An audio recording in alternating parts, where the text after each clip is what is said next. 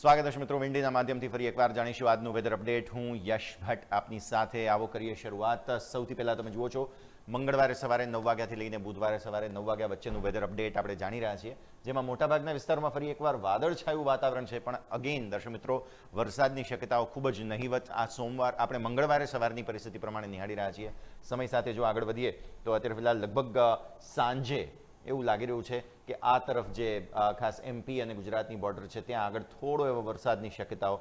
Again બાકી કોઈ પણ જગ્યાએ મોટાભાગે વરસાદની શક્યતાઓ છે નહીં, એટલે કે મંગળવારે મોટાભાગનો ગુજરાતનો વિસ્તાર જે છે તે વરસાદથી ફરી એકવાર દૂર રહેશે, છૂટો રહેશે એવું અત્યારની સ્થિતિને જોતા લાગી રહ્યું છે.